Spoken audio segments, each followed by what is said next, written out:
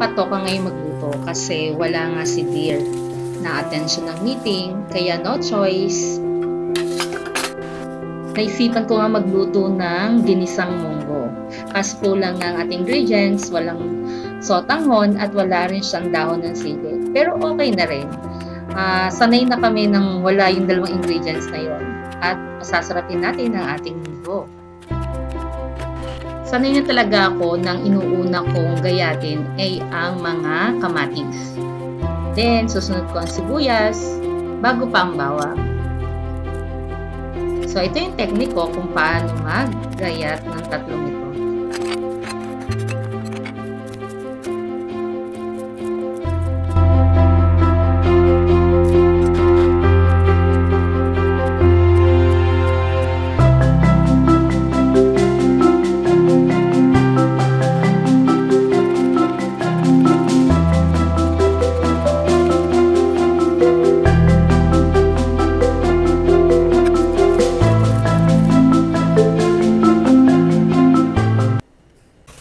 Kapag may time talaga ako, ang pork chop namin ay hindi lang basta perito. Nilalagyan ko din ng breading. So, this time, gagawa tayo ng breaded pork chop.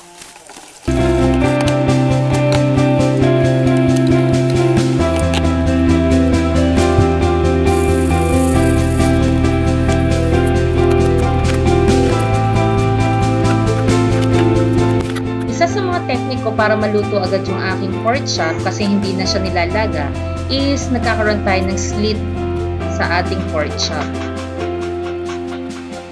Mas gusto ng mga bata yung malambot lang, hindi yung matigas.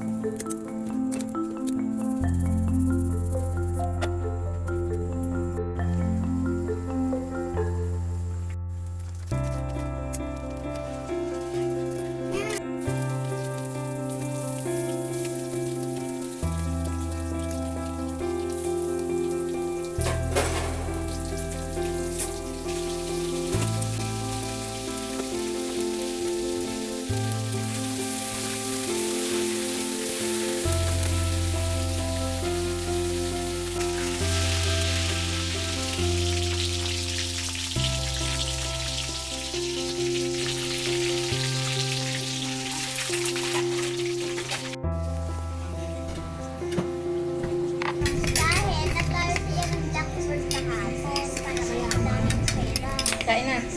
Mag-ulam ka.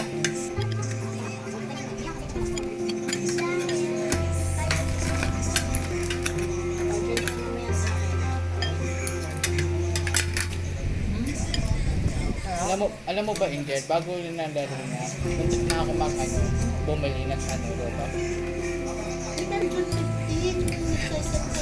Favorite ko talaga ang balato.